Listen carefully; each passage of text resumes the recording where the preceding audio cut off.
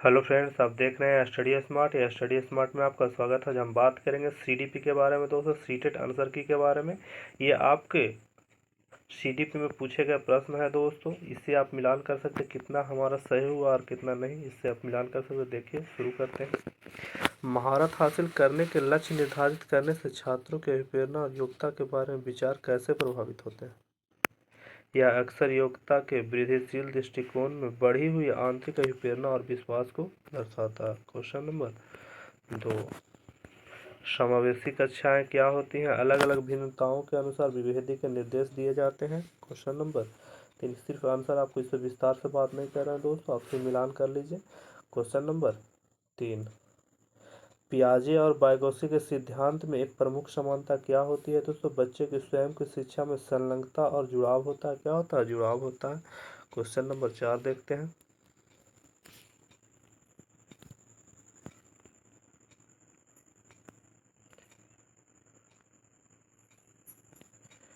जप्सन है दोस्तों, किशोरावस्था के दौरान जेंडर अपेक्षाओं के अनुरूप स्त्रीत्व या पुरुषत्व की परंपराओं की पालन करने के लिए दबाव बढ़ जाता है।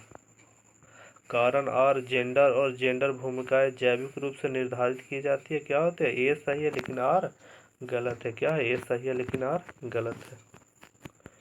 अगला क्वेश्चन देखते हैं।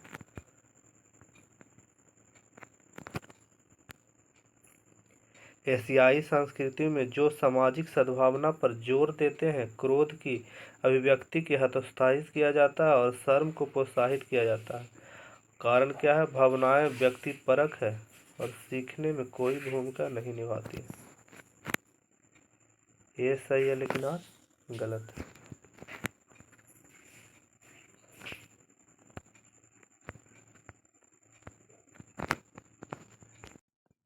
लॉरेंस कोहलबर्ग ने बच्चों के नैतिक विकास का अध्ययन करने के लिए किस विधि का प्रयोग किया था? किस विधि का? बच्चों के सामने नैतिक दुविधाएं रखना और अनुक्रियाओं को समालोचना करना।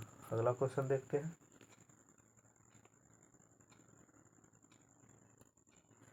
लेव वाइगोत्स्की के अनुसार भाषा और विचार के बीच में क्या संबंध होता है? क्या संबंध होता है? भाषा और विचार विकास की जटिल विनिमय प्रक्रिया होती है। क्या होती है? विनिमय प्रक्रिया होती है। अगला क्वेश्चन देखते हैं। भावनाओं, व्यक्तित्व और सामाजिक संबंधों में परिवर्तन और स्थिरता किस विकास में शामिल है? किस विकास में शामिल है? इसका ऑप्शन दोनों देख रहा है दोस्तों। मतलब क्या करें उसको, मतलब आयोग क्या आंसर देता? भावनात्मक विकास या मनोसामाजिक विकास। ये दोनों ऑप्शन है दोस्तों। अगला देखते हैं।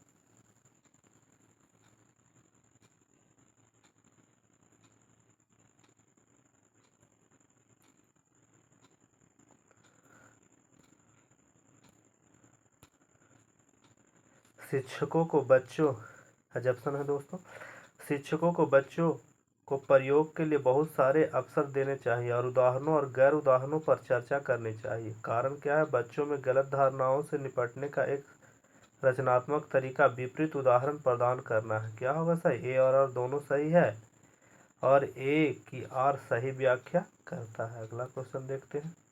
10वां नंबर, पठन वैकल्प से जूझ रहे छात्रों को पढ़ना सिखाया जा सकता। क्या सिखाया जा सकता है? व्यवस्थित ध्यानात्मक प्रशिक्षण के माध्यम से। क्या है? प्रशिक्षण के माध्यम से। अगला क्वेश्चन देखते हैं दोस्तों। एक शिक्षिका खुद से पूछती है, मैं एक ऐसे अनुभव कैसे प्रदान कर सकती हूँ जिसमें छात्रों को पर्यावरण में विभिन्न प्रकार की वस्तुओं को वर्गीकृत करने और उसकी वर्गीकरण के स्कीमों का विश्लेषण करने की आवश्यकता हो। वह छात्रों में किस बुद्धिमत्ता को बढ़ावा देने की कोशिश कर रही है? किस बुद्धिमत्ता को? अंतर्व्यक्ति बुद्धिमत्ता को। क्या? किसकी? अंतर्व्यक्ति बुद्धिमत्ता को बढ़ावा देने की कोशिश कर रही है। अगला देखते हैं क्वेश्चन 12 नंबर,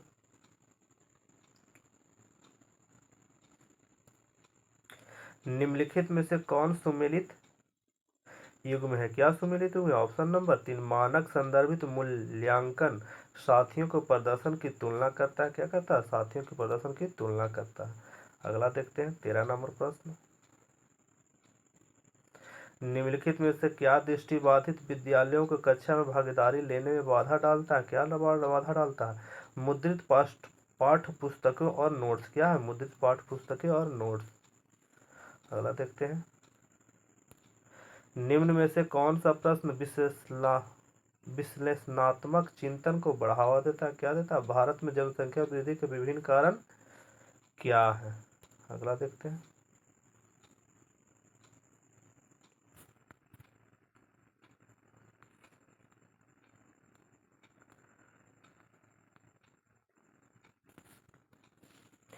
संवेदनशील अवधि वह समय अवधि होती है जिसके दौरान कुछ खालिस्तान विशेष रूप से समान विकास के लिए महत्वपूर्ण होते हैं, क्या होती है, पर्यावरणीय कारक होते हैं, क्या होते हैं, पर्यावरणीय कारक होते हैं। फिर देखते हैं दोस्तों, कथन, शिक्षकों को शिक्षार्थियों के बीच में व्यक्तिगत भिन्नताओं का सम्मान करना चाहिए और सभी शिक्षार्थियों को आवश्यकताओं के अनुसार अपने शिक्षण को समायोजित करना चाहिए। कारण क्या है, शिक्षकों को विविध पृष्ठभूमि के शिक्षार्थियों को पढ़ाते समय उसके बीच सहयोग, समूह कार्य और बातचीत से बचना चाहिए। क्या सही होगा दोस्तों, ऑप्शन नंबर ए सही है लेकिन आर गलत है। अगला देखते हैं,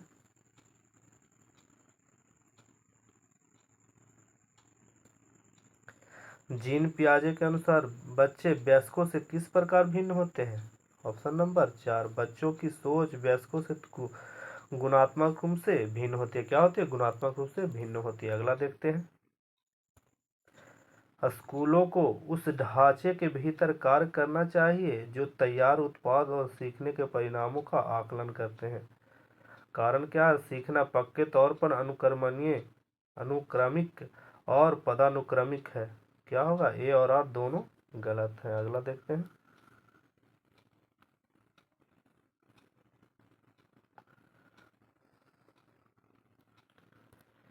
निम्नलिखित में से कौन सा कथन स्वालीनता के संदर्भ में सही है, क्या होगा, ऑप्शन नंबर 3, स्वालीनता एक तंत्रिकीय विकासात्मक विकार है, क्या है, तंत्रिकीय विकासात्मक विकार है। अगला देखते हैं, रचनावादी शिक्षण विद्यार्थियों को खालिस्तान अधिगम की ओर ले जाता है, क्या ले जाता है, खोज आधारित, क्या ले जाता है, खोज आधारित। अगला देखते हैं, जीन पियाजे के संज्ञानात्मक विकास का सिद्धांत यह बताता है कि, क्या बताता है, ऑप्शन नंबर 4, पाठ्यक्रम को बच्चों के आयु समूह व चरण को ध्यान में रखकर तैयार किया जाना चाहिए।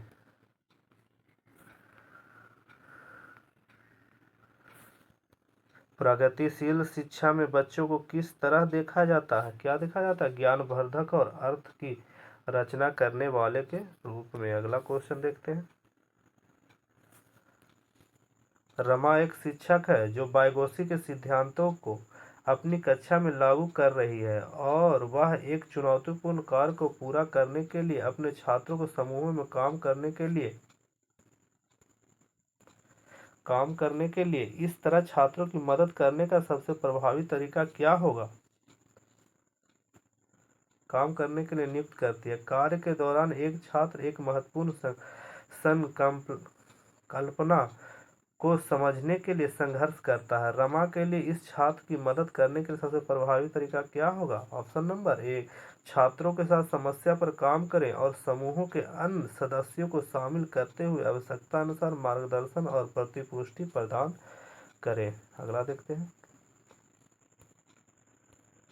किस अधिगम की रणनीति में बच्चों द्वारा दूसरों को सिखाना शामिल है जो उन्होंने सीखा है। पारस्परिक शिक्षण, क्या है, पारस्परिक शिक्षण। छात्रों के विविध समूहों को पूरा करने के लिए निम्नलिखित में से कौन सांस्कृतिक रूप से उत्तरदायी शिक्षण का सही वर्णन करता है। 1, 2 और 3, सुविचारित, अनुकूलित और विभेदिक। ये मानकीकृत नहीं होगा दोस्तों। आगे देखते हैं,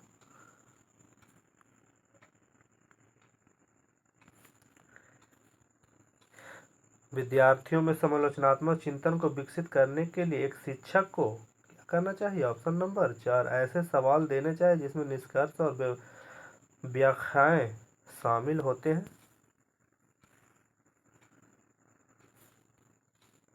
आप एक शिक्षक हैं जो अपने छात्रों की परासंज्ञानात्मक कौशल विकसित करने में मदद करना चाहते हैं। निम्नलिखित में से कौन सी रणनीति इस प्रकार के चिंतन को बढ़ावा देने की सबसे अधिक संभावना है? क्या संभावना? छात्रों को अपने स्वयं के सीखने और सोचने की प्रक्रिया पर विचार करने के लिए प्रोत्साहित करना। अगला क्वेश्चन देखते हैं।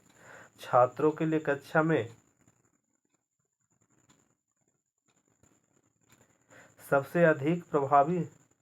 सबसे अधिक प्रभावी होती है तब, ऑप्शन नंबर, या सीखने की गतिविधि के दौरान और पश्चात भी होता है।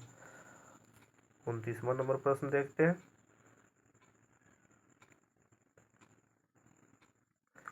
कथन कारक।